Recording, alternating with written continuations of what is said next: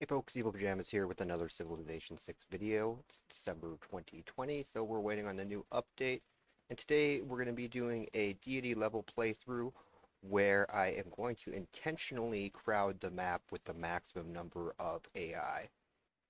Hopefully we get a playthrough here where we can sort of see how to manage around an early crowded space when the AI starts with the significant advantages of being on the deity difficulty setting. So since we're trying to intentionally crowd the map, we actually are going to use a Terra map where it uses one large continent and all of the civilizations start on that largest continent. I'll be adding AI players up to the maximum, which will be 9 AI players, and then everything else I'm going to go ahead and leave the same. So we'll be playing as Lataro. So Lataro has the Swift Hawk ability, which reduces loyalty in cities when you defeat units in their borders. And that's 20 loyalty for defeating a unit, and 5 for pillaging an enemy plot. Now, theoretically, this could be a really fun way to take cities. I have never been able to successfully really pull off that type of shenanigans. The Toki ability, not to be confused with the Toging ability, gives a buff of 25% experience in combat if you train your units in a city with a governor, which is pretty good. And then a 10% combat strength bonus against civilizations that are in a golden age, which can also be very strong, because 10 combat bonus is very strong. That's twice as much as you would actually be getting from, let's say, a great general. Then they have the Malon Raider, which is a Renaissance era light cavalry unit that gets a buff from being within 4 hexes of friendly territory, and then the Chemamule improvement, which is a scaling culture improvement that scales up based upon appeal of the tile that it's placed on. You can see I have a pretty interesting start spot here between 3 bonus resources that are all mines. So it's not the greatest starting spot because one, it's on coastal water and not fresh water, so that gives us an immediate housing issue down the road. And then two, it is sort of clustered in a way that I have trouble getting to other usable tiles. Now, moving to the southwest, you can see that there is a fresh water source now in visible range, but the problem is all of the tiles around that fresh water source are less attractive than the tiles I have now. So I would not have the housing problem, but I would lose effectively the better tiles in exchange for that. Now, if you remember, when we set up the map, it crowded the map on purpose. So Scout is really a less valuable option here because we're playing on a small map with 9 other civilizations on a single continent.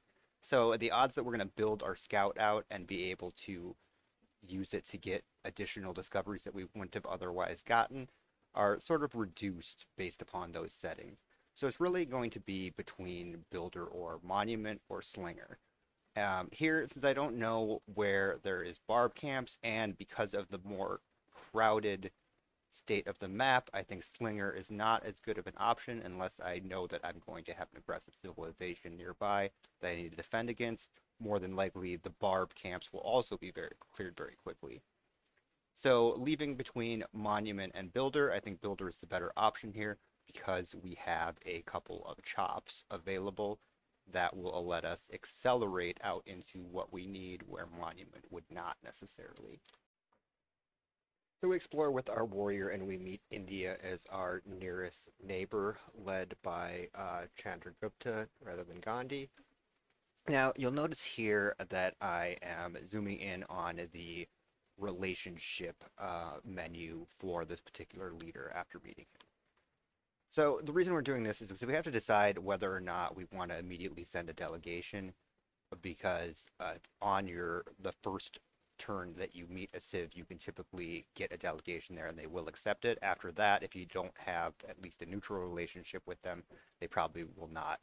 Now, in this turn, actually, I wouldn't have had that option because I don't have enough gold at that time. But at any rate, the thought process here if I did actually have the option to give him gold, is that one, the -7 is a bad starting like baseline, and you'd get 3 back from spending 25 gold on the delegation. We know that this is going to be a crowded map already, and that India does not actually like you crowding in on their space. So the odds that sending the delegation is going to result in like a positive relationship that will prevent them from attacking me is probably low. So I think that sending a delegation is not a good investment here. So we walk around the mountain to the west and go back to the south, and we come across second civilization, which is Gilgamesh, and between us we have Pontinal, which is a 4-tile passable wonder that gives us the astrology boost as well, and it gives us a secret society discover and a governor title that goes along with that. Now, Gilgamesh is usually the type of leader that likes to make friends, but given the proximity of his civilization and the natural wonder between us, I also don't think a delegation here is a good investment. So, for as much as I bag on the AI for being stupid, there is one thing that the AI is exceedingly good at, and that is actually valuing natural wonder tiles around them. So you can think of it sort of like being in like a Magic the Gathering booster draft where all of the players are really good at valuing the cards and picking them and really terrible at playing the game. So we have to select our governor, and I end up going with Magnus here for a couple of reasons. I know I recently did a video on why Amani has higher value with Heroes and Legends mode, which we are playing with on, but because of the way we are hemmed in already, the likelihood of getting out and discovering a city-state, particularly first, is lower, or just discovering one really at all without leaving ourselves sort of exposed with 2 civilizations nearby. So given that we have Pantanal in between Gilgamesh and myself, I am hoping to use Magnus to get an early settler chop to get in on some of the tiles on that natural wonder prior to Gilgamesh just hoarding it all and boxing me in over on this coastline. Now, as I predicted, we did not make a lot of progress on exploring. I mean, given that we just have that one warrior, but we did finish our builder, and now we have magnets in place to chop out our settler and hopefully get down there quickly and then establish some sort of defense. To be honest with you, I'm not entirely sure what my thought process was behind selecting astrology there. I think that I correct that here shortly. The correct play here, since we don't have to worry as much about the housing limit because we're building the settler, so we're going to lose one population. So the granary is not going to be as much of a priority. So animal husbandry should really be the choice because we want to be able to get an early slinger kill to get the boost for archery and get archers out for defense. Gilgamesh, you can see, is in fact prioritizing getting a settler down to that Pantanal. Now, one of the things you can try and do to sort of slow them down is just to simply get in their way and try and predict which direction they're going to try and move to sort of settle, and either just sort of force them to settle in a spot that's not as good, or if they aren't willing to do that, to just walk around you. So we talked about this, that the relationship with Gilgamesh here would likely deteriorate pretty quickly, and that has moved to denunciation there. So we should be expecting early aggression by Gilgamesh, which isn't necessarily a great thing because Gilgamesh has the strongest starting unit in the game in the war cart, which has 30 melee strength, I believe. So since we don't have access to a policy card that will speed up our military unit building, we're just going to go ahead and go with the barbarian card, discipline, I believe, the card that gives you +5 combat strength to the barbarians. And then I like to go with God King to start building points through for getting the Pantheon. So because of the way this plays out with the barbarian scout inside of my territory borders and with the war cart butting up against there, I end up having to take a little bit of a gamble that that Gilgamesh is not going to run up and grab that settler with the war cart, because usually the AI has a little bit more of a propensity to build up multiple troops before they will take an aggressive action. So I'm taking a gamble that that single war cart will not actually be something that Gilgamesh will run in and declare war with. So our gamble pays off, and Gilgamesh ends up wanting to finish off that scout and get the free EXP. Being the EXP whore he is, he has to buff up his broness.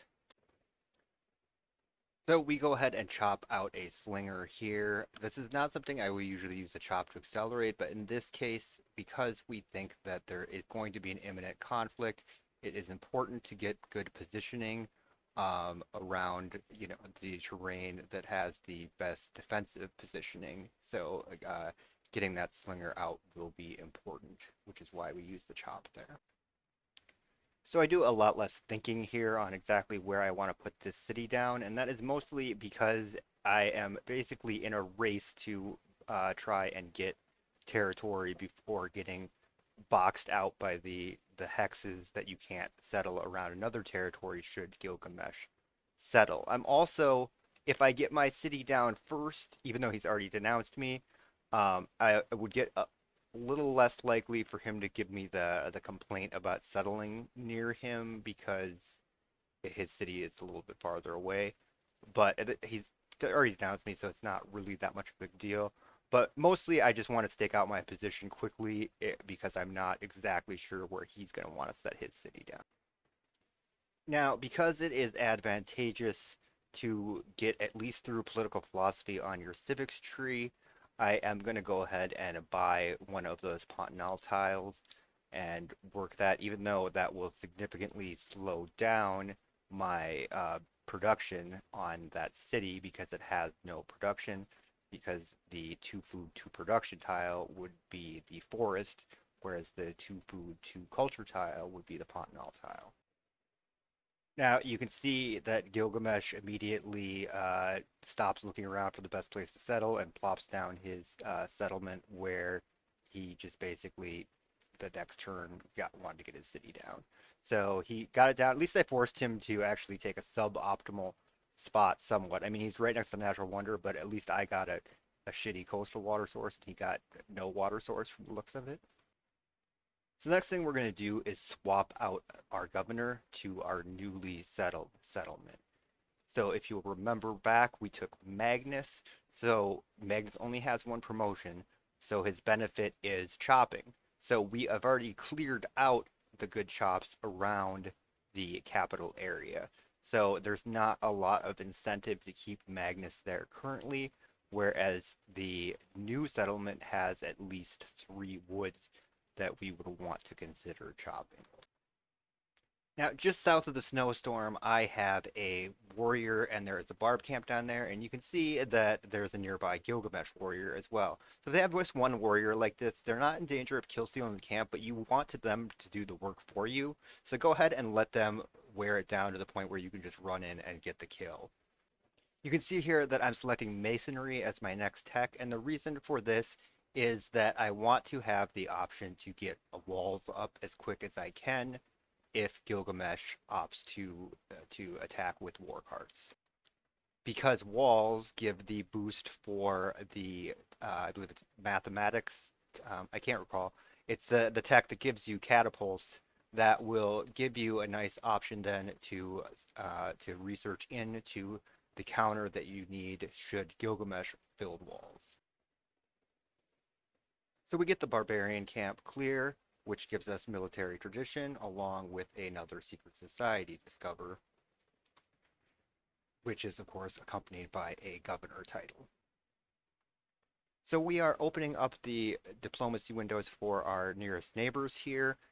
I guess our only neighbors, but at any rate, the reason we're looking at this is because we want to see if they've joined a secret society.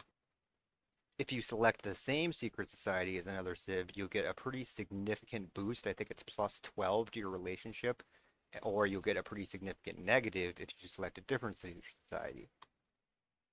In some cases, this is enough of a difference to swing you from like neutral to friend, or in a range where you could declare friend and avert a war. So you can see here that Gilgamesh is a member of Void Singers, while Chandragupta is a member of Sanguine Pact. So what I decided to play is to join Sanguine Pact, and there's a number of reasons for this. One, I think Gilgamesh is the more likely aggressor. Two, Gilgamesh has a city directly next to me that I want to be my city. Three, Sanguine Pact gives me an extra unit from which to fight for what is likely to be an impending conflict. And then four, Chandragupta then might opt to help me out and be my buddy in fighting Gilgamesh by selecting his secret society. And then I almost forgot the other reason is that the vampire castle that is able to be built by vampires upon reaching the second tier secret society promotion, which I believe is the medieval era, is very synergistic with particular natural wonders, or like any natural wonder really, but this one that's on the map as well. So here's what the vampire castle looks like. So the vampire castle duplicates the yields of the tiles around it. So if you look at the area around the Pont Nal, this is actually a very good area to build vampire castles. If you do build the vampire castle, don't get confused about how the yields work. The yields are actually sent directly to your capital. So if it doesn't seem to be affecting the output of the city that it's next to, that is because of the special way the yields from the vampire castle work. So we are getting a little bit longer in the video right now. So we're on about turn 35, but this will be a good time to transition. And so I will show you sort of towards the later in this game what that vampire castle sort of setup looks like. I have one between the corner on the Pantanal, and then the other one because the way the resources are laid out, I opted not to put it on a corner, and it's only abutting against one edge of the Pantanal. So if you are interested in seeing how we got to that point in the game and want to see another follow-up video to this one, just go ahead and comment below. I am thinking of probably doing a follow-up on this, but I want to thank everyone for watching and hope everybody has happy holiday season. So thanks, Evil Pajamas out.